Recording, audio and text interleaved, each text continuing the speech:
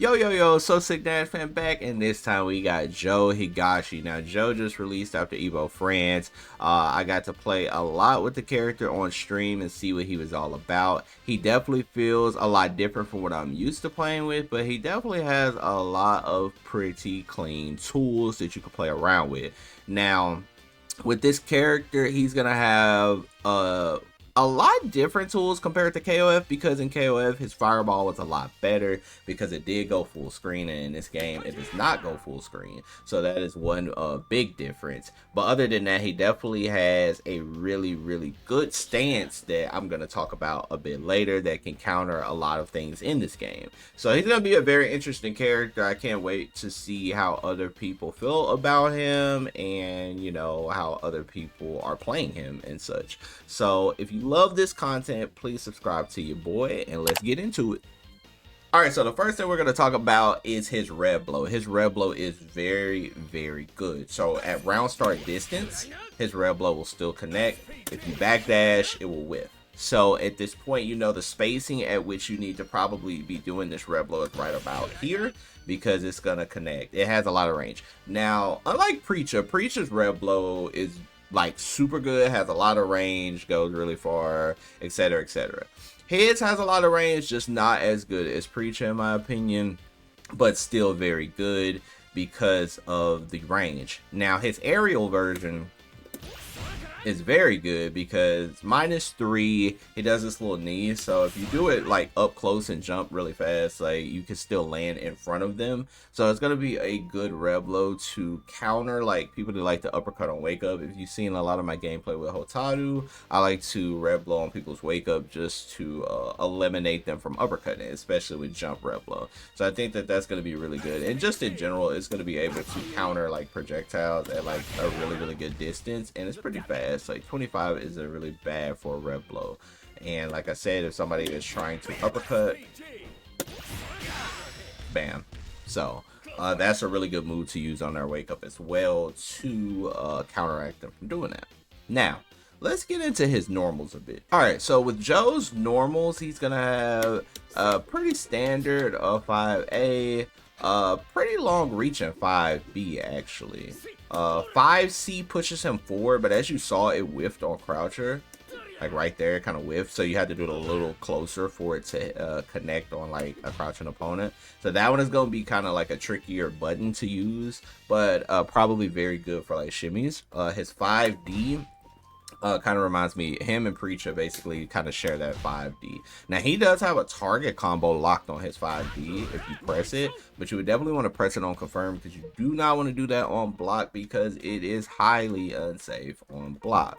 But you can get a little 3 confirm. Now the good thing about this is actually plus 34, and if you know those mathematics, you already know that 34 gives you a short hop. So you can short hop on somebody and get a safe jump easily, like that. So if they do opt to roll and try to uppercut you, you will be okay. You will actually be able to pressure them safely. But if they roll away from you, of course, you're not going to make contact. So that's just something to keep in mind. Then let's look at some of these normals up close. That's +1. That's +3. So his close standing A and B are very good. Close stand C is -5, but with a feint it's +2, so not bad. His close stand D hits twice and it is +4, so that's going to be a very good stand D to throw out to, you know, start your frame trap game. That's going to be pretty important normal, outside of just feigning your stand C and getting +2. So his standing buttons are pretty good, pretty solid. Crouching A has a -1 crouching A, bar A, crouch B, -2. He can do 3 chains. You know how I feel about 3 chains. They're pretty strong in this game. So 3 chain is going to be a solid, and I will show that on hit in just a second. Gonna have the crouching C, pretty good range. Him and Preacher definitely share normal, so you can already tell that he definitely taught Preacher well. He has a very powerful crouch C. And to note, his stand C reminds me of her Rekka. That's basically how her Rekka starts off. It's her doing that and then Rekka chaining. So that just shows you that, you know, teacher and student, right? But his crouch D actually has pretty decent range as well. And then let me show you this confirm actually. So it can do crouch B, stand B into super, which is 307. Now with his super, something unique about it is you can actually charge it like that, and you can let it go. Now you can charge these in combos and do a little more damage. So like I said, I'm going to show you the regular version that did 307. Now I'm going to do the charged version in a combo. So that was 307 again. Charge version is 332. So if you do a slight charge on his super, you get a little bit more damage. So that's pretty good because that could take away somebody's red blow at the beginning of the game if they have that red blow. So that's going to be a very important confirm. But his close B is like +7 on hit. So that's really good because that actually gives you a crouching C. So a lot of his pressure will come from you basically doing close stand B more than this all day. Like close stand B, because you see the pushback, it's not that far, so you can immediately do that. Like if you get it, right? That would be like something that you would want to do, and you can also just go into a special move if you want to. Now he does come with command moves, a forward B, -2, it is a low, so if your opponent is standing, they're gonna have to crouch every single time. -2 is not bad. You don't get a combo on normal hit. That is the only issue I see with this. You do not get a combo on normal hit. It's 4, and he is not going to be able to do a close stand A, which is 4. So, with that being said, on counter hit though, you can actually link. Because he's +6, so you're going to be able to do a standing A. And from that standing A, you can just do something simple like this. And then go into a super. So it's gonna have its uses. It's not as powerful as some other characters' command normals, but hey, it's there, right? Now, with that being said, something that he does have is his traditional slide. Now, the slide right here can be spaced out. So at round start, this is the distance you start. You're actually have a safe slide -3. So just think about that. Round start slide may not be the worst option. Now your opponent definitely could back up and whip punish you, so don't get too antsy with it, but consider it, because -3 slide is good. Now if you space this terrible, -12 is bad, and if you space it any bit more terrible, it could be like -9. So it's going to fluctuate depending on where your opponent's standing and where you're standing. So sometimes if you want the quick knockdown, you might throw it out, but throw it out from a distance so it hits a little bit later and you can keep those save frames. Alright, so let's talk about Joe's special moves. Now, like I said before, his fireball does not go full screen in this game, and it kind of puts him in a situation where his neutral isn't as dominant as, let's say, KO at 15, where when he shot the whirlwind, he could control the neutral pretty easily. In this game, he's not going to be able to with the A version, not going full screen at all. The C version has a double upper, and you can actually, you know, you can actually break that before it comes out, so you don't have to commit to the second hit. Now the thing about this, it does linger on the screen a bit, not as much as Preach's. Somebody would have to do the calculations on the frame data on the active frames, but not as much as Preach's, it doesn't look like, but it does linger a bit on the screen, right? So it can, somebody can jump into it essentially, right? Now the EX version, when you do the double, it slowly crosses the screen, and then like it will linger for a while and then go towards the opponent. So that one could be good for a neutral situation. Like if you want to get across the screen like that, right? You can get across the screen with the wind on the screen because it's pretty slow, especially if you have somebody in the corner and you do something like that. It's going to hit a couple times. Now, I know you see -7, but that's not realistic because he's a dash character and he can cancel his buttons from dash. So he can still make that a positive situation. So, and the EX Fireball up close is +1, no matter if you do one or both. So, definitely a good Fireball, but just not as good as he usually has. Now, he's going to have this Flying Kick, and this one reminds me of Dragon Lash from Ken. He's going to have the Flying Kick, and it's going to be able to swap sides. Like so if you do it in a combo, it's going to be able to swap sides. Now this is -3. The D version is -3. However, if you do the D version and you land in front of them, you're actually plus. So that's +1 right there. And from a much more distance, like way farther away, if it hits later, you can make it +2. It's a little harder to make it +2, but generally speaking, it's going to always be +1 if you land in front. If you cross up, it's going to be -3. Now this move is going to be primarily used to just for trickery, to, you know, cross your opponent up, or you can use it for a shimmy if you would like. If your opponent has tech and throw, you can use it for a shimmy. And then right there I'm +6, so of course I can link a stand A.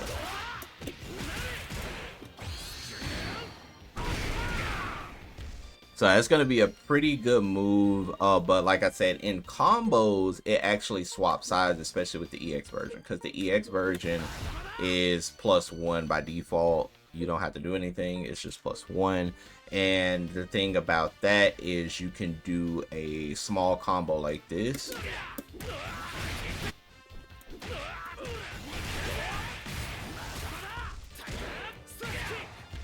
Like something like that, right? Something very basic. But as you see, it swaps sides, so you're able to cross them up, put them in the corner if you need to, just like Dragon Lash. So pretty good move, generally used in combos, but it's gonna have some usages in like the pressure department.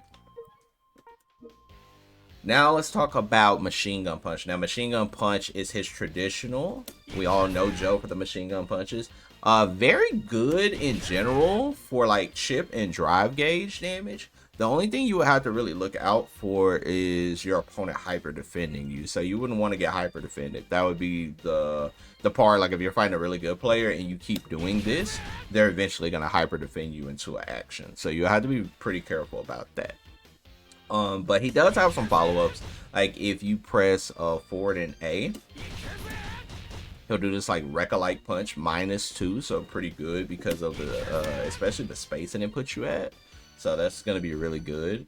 And then he also has, if you press forward in C, he will do an overhead that's -6. Now the reward on hit is not that great, so I wouldn't say to do this all the time, because as you see right there, it like knocked them down, right?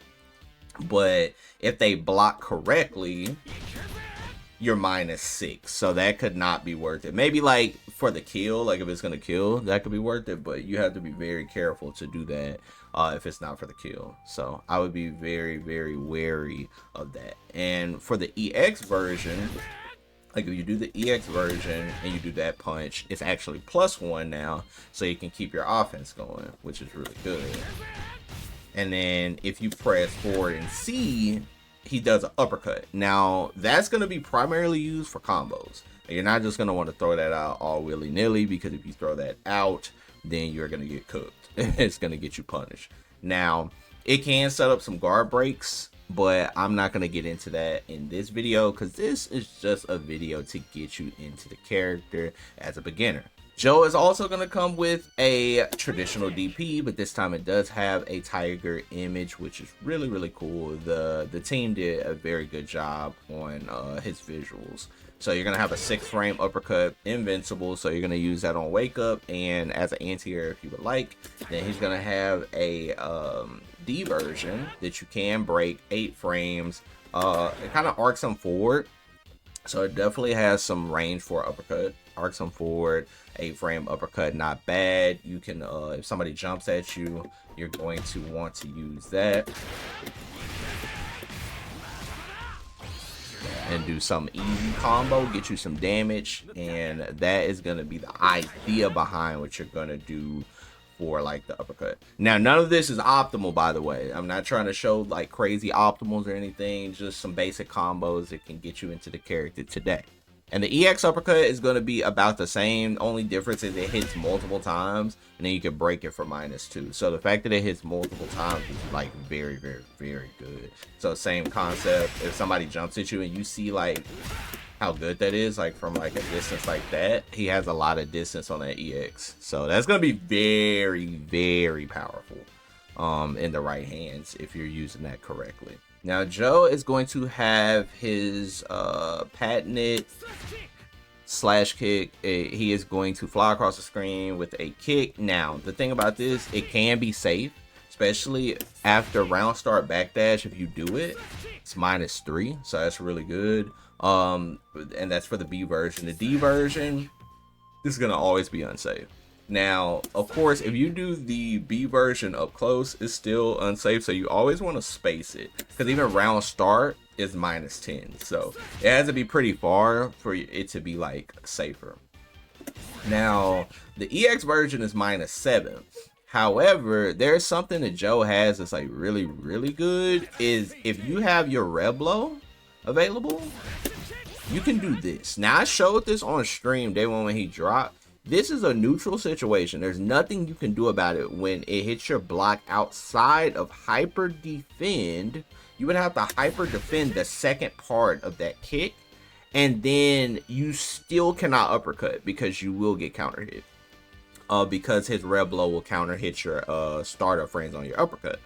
So with that being said, because Reblos do beat uppercuts, like I showed before, you would have to super. That would be your only option. But in general, this is a very good thing to do as neutral, because you could just get towards your opponent and be like low minus or neutral. So like right there, I'm -1. Right there, I'm neutral. You see? So just throwing this out at neutral. So think of it like Marco. Throwing this out at neutral is going to be super powerful, because you could just go into that. So when he has Reblo, he's going to be pretty hard to like keep away, because he could just kind of get in. So you keep in mind that that is going to be one of the most important tools that you're going to want to use with Joe when you're thinking about how do I get in and how do I start my offense, right? That is going to be the #1 key idea. All right, last but not least, for special moves, we're going to show his stance. Now, to my knowledge, this is a new stance that he's never had. But correct me if I'm wrong in the comments, please. But this stance is a really cool addition to Joe, because I feel like in this version of him, you could play a lot more defensive and get a heavy and a huge reward, because he has a couple of follow-ups out of this. He's gonna have overhead, the same overhead that he had in the other punches, which is gonna be -6. So he's gonna be able to do a -6 overhead. Gonna have a low for a 4D, so he's gonna have a little mix up with that. He's gonna have a gut kick that he can do that's only -5, spaced out, like your opponent is just not gonna be able to do anything about that. And then he's gonna have a throw as well. And this command grab, the only way to get around it is you would have to jump, backdash, or something of that nature, because it is a command grab. Now, cool thing about this stance is, I'll show you. It completely eliminates buttons. So if your opponent runs up to you and they try to hit you, and you were to do this, you could just hit them. Right? It's just going to cancel out that animation. Now, the cool thing about this as well is your opponent throws a fireball. Guess what? He can also just stance through the projectile. And this is going to make him very powerful, because you don't have to jump to get in. A lot of times you could just walk your way. They try to throw a fireball and bam, like you don't have to worry about that. Now, what if they throw an EX? Well, first and foremost, if they throw an EX, you still have this, which is really good. It's kind of like a double Rapukin. But guess what you can also do? You could just get right through it. So the fact that he has this is very powerful, because like, let's say somebody does like a very predictable move like crack shoot or something, or burn knuckle. Like, you're going to be able to just counter through it. You can even do a counter like that. So like, let's do this and throw. You can get an easy confirm like that, or you can do something like something like that, you know, like just the idea that you can immediately eliminate like a move just by having a very good read or reaction, which a defensive option is like pretty strong in this game, especially. And you can also actually get a free counter hit on red blows, because red blows are going to be very common in that spot where people want to do, you know, red blow, and you have the option, you might not have your red blow. So if he does, you know, his red blow, I'm going to make him do this, right? And then I can do... So you see how crazy that is? The fact that he could just eliminate that. So, or you could just throw, like, you have a million options. You can even do overhead into combo.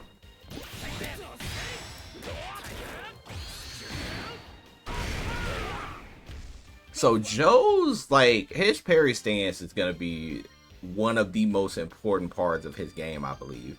That once somebody masters that and they play like a kind of defensive like Joe, I actually think that he could be potentially pretty dangerous. All right, so now to talk about Joe's supers a bit. So this one is going to be the invincible one, just like Preacher. It's going to be the punch version. It's going to be the invincible super that you're going to want to do off the ground, like if somebody knocks you down. I'll show like what it looks like on hit. Does 230, and then his other super, the one that you can actually charge, does 270 max. So this one is not involved, but this is generally the one you're going to want to combo into off of a lot of interactions, because you can charge it. Just like I showed before, you could do something as simple as this and then charge it for a little more damage to get 332. So those are going to be how his supers work. And then we have this version, the 2-bar version, then we have that version. So you have that one is gonna actually wall bounce your opponent, and then you can get a combo of your choosing. So his supers, he doesn't really have like the super like Preacher, where, you know, she can just eliminate a fireball from a distance, like she could just punch through a fireball. So he's not gonna have that luxury because none of his supers have range. But this does shoot out a tornado.